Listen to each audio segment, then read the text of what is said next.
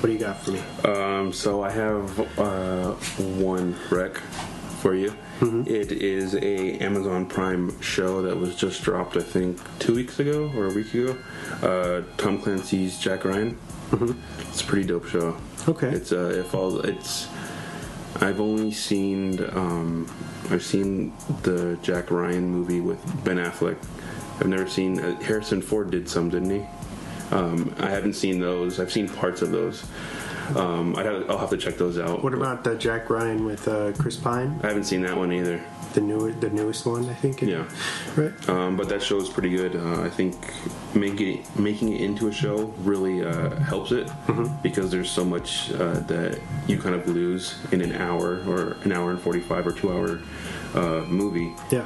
Where you can really expand on the characters and make things more dramatic. Nice. So definitely check it out. It has what's his name from A Quiet Place. Yeah. Right. John Krasinski. John Krasinski. Yeah, that guy. So check that out. Nice. And it's streaming now on Prime, right? Yeah, Amazon Prime. Cool. That's your only one? Yeah. All right. I think I only have one for this episode as well. It's called Rupture. Oh. From 2016, starring Naomi Rapace and Michael Chiklis and Peter Stormare. Basically, this movie's like what Hostel would have been had it taken too many speedballs. Okay. That's what Ralph. Okay. This is the single like weirdest movie I've seen in a really long time. Okay. I'm not sure if people will dig it. Yeah. I think it only has like a 16 on Rotten or something. Nice. It's really, I don't know. It's wild, man. But it's streaming. I watched it on HBO. Okay. I think it was. So anybody who has HBO, check it out if you want to. It's pretty insane. Yeah, and that's it for our Rex. Oh, nice. I guess. Pretty good. Let's move on to shows. Yeah. And now, Drop the Mic presents shows, and more shows. Do you have anything for this segment? No, man, I don't. You always have so much good stuff. Did you find Scream tickets? Yeah, I did, actually. You did? I didn't know if you know already, but our boy Vic got some. And he actually is going to give them to me. He can't go? He just said he's going to go to Disneyland instead. What? Yeah. So, why didn't I know about this? I don't know. But yeah, that's happening, I guess. So shout out to Vic for hooking me up. Okay. But yeah, he told me they're gonna go up to Disneyland and stay there for the weekend. Well, I thought that was the plan. That was the plan. They were going to go to Disneyland and then come to the. But I guess they're gonna stay there longer. Oh, okay. But yeah, interesting. So I'm going. We're going. For sure. Unless they're going. Cool. Very nice. Yeah. Was that it? That's it. Yeah. Okay. Cool. I have. There's a show for Soda Bar. Okay. It's coming up September 22nd, which is a Saturday. It's a band called Nothing and Culture Abuse. Okay. So anybody who likes that, I know Nothing just dropped their new album. It's called Dance on the Blacktop, I believe. If you like shoegaze or like alternative rock, they're pretty cool. And yeah, that's coming up later this month. And then Scream at the Hollywood Cemetery, September 8th, which will be Saturday. The next night after this episode drops. Rosemary's Baby at the Ken Cinema, San Diego, September 8th as well. Oh man, Saturday. Yeah. Which our buddy Chris Pollock will be attending. Nice. And I think they're going to have a guest speaker who's releasing a book that goes more in depth on the making of Rosemary's Baby. So it should be fun. I've never seen that movie, and I hear crazy things about it. So. It's pretty wild, man. Yeah. It's for its time, it's definitely a masterpiece. Okay. You should check it out sometime. I think it's streaming somewhere. Probably. Right now. Yeah, they always are. Especially if it's not, it should be for Halloween. Yeah. There'll probably be like a Fathom event for it or something. Yeah. One more. Texas Chainsaw Massacre, also September 8th. Dang. or the 9th, technically. It'll be for the Midnight Madness at Ken Cinema. Oh, yeah. For all you San Diegans out there listening to this. The original Texas Chainsaw Massacre will be screening. It's going to be good. I don't think I've seen that on the big screen yet, but I'm sure it's fun. And that moves us into our main focus for this week. 5, 4, 3, 2, 1. And now for the movie focus of the week. All right, so we watched The Runaways. Yeah. It's from 2010. It's got a 69 on Rotten. It's directed by Floria Sigamondi. Sorry if I butchered that. She's worked on she works in TV predominantly. Okay. She's done stuff for Daredevil, the Netflix show. Oh, yeah. Handmaid's Tale, and American Gods. Oh, okay. So basically, this movie's about displays the rise and fall of the first aggressive all-girl rock band from the 70s or mid 70s. So what did you think about the movie, man? This was a cool movie. I really enjoyed it. With, I guess, rock and roll movies, or I guess any type of biopics that are usually on rock bands, like you can kind of, even if you don't know the history of the specific band, you can almost figure that they break up because of some inner turmoil in between the group, or drugs or something. But it was cool to see them kind of get so high and then kind of spiral down. I mean, it wasn't cool to see that, but it was an interesting movie. Yeah, very good. Nice. I like the pick, man. I'm trying it. Yeah, it was good. I always try to do some underrated stuff, or stuff that's kind of been overlooked or it's not talked about now. And it's already been 8 years, and I remember when this came out, I had screener tickets for it, but nice. I didn't make it out. I remember this trailer when it came out. I thought you said you never heard of it. No, I've never seen it. But when we did my pick, where I revealed my pick, watching it, and then I'm like, oh, okay, I remember seeing trailers. Right. But when you talked about it, I was like, I've never heard of that movie ever. But then I'm like, oh, okay, I remember seeing little clips of it. But yeah, I'm kind of sad I didn't get to see it when it first came out. Yeah. There was actually there's an interesting story. I guess the studio that financed it actually went under right before it was released, so it became a limited release. So a lot of people didn't get to see it because of that, which I find kind of interesting. Yeah, that kind of that sucks. Yeah, I remember them not having.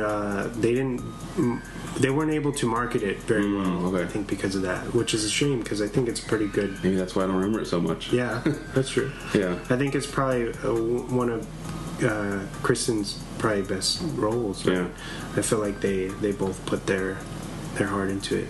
But I will say I think Michael Shannon is the glue to everything. His character in this is that really holds as Kim Fowler. Yeah, he's so crazy. He definitely makes the movie better. That guy is a character. The guy he plays. Yeah. I mean, that's crazy. Have you ever seen videos of? I've never seen videos of him, but I would assume he's just like that. How Michael Shannon plays him. It's pretty uncanny. Yeah. So for people who know Kim, he looks like a total weirdo, but I know that works. He produced Kiss, right? Yeah, he makes people great. I guess he knows. I guess he knows what people want to hear or wanted to hear. He's just one of those guys who's gotten as far as he has from being an asshole. Yeah, pretty much. Yeah, or so it would seem, right? Do you want to jump into kind of dissecting? Yeah, let's do it. Do you want me to start, or do you want to start? Yeah, sure. Go ahead. Yeah. All right. So basically, the film starts off. We meet Sherry Curry. Her and her sister rush to the bathroom after Cherie unexpectedly gets her period. Yeah. Which is a pretty interesting way to start the movie. I think it's cool. It's because this film has a very like feminist feel throughout the entire thing, or very like we don't give a shit what you think, you know, which is I like that. It takes a lot of risk. Yeah, it does. You know? I like the scene right after that when they're in their car with her older sister's boyfriend or whatever, and he's like some like really older guy, like a super creep, and he's I guess her older sister tells him that she just got her period, and he's like, "Oh, you're a woman now, congratulations!" And then Sherry's like, "Well, did she tell you that she's not wearing any underwear?" And then trying to shift the attention. Yeah, and then he checks, and then he's like, "I hope it runs in the family." And I'm like, "Fucking creeper, like super creeper." She's like 16 or 15 at the time. Yeah, and he's probably like 30. So I was like, "Well, oh, man." That's what they rolled back then, I guess. Yeah, it's pretty. It's pretty. Oh, we should say this film takes place in 1975. I think it starts mid-70s, right? Yeah. Also, there'll be spoilers for anybody who wants to watch. Go put this on pause and go back and watch the movie if you'd like. It's been out for a while. Yeah, you're right. So then we move on to meet Joan Jett. Yeah. Or Kristen Stewart's version of Joan Jett, which I think she did a really good job, right? Yeah. She goes basically to buy a leather jacket, and the woman in the store is kind of rude, and she's like, "Oh, you're in the wrong section. The girls are on the other side." Yeah. And so she goes up to them at the counter and throws like her bag of quarters. It's like a huge, giant grocery bag of quarters. Change. Yeah. And she says, she points at the guy next to her and says, "I want what he has." Yeah. It's this like biker, like a kind of standard Harley jacket. Mm-hmm. And so the next scene is her kind of running down the street, and Suzi Quatro plays, which is pretty like I feel like iconic for the movie. They play Susie's stuff throughout the film, which kind of gives it its tone, which I really like.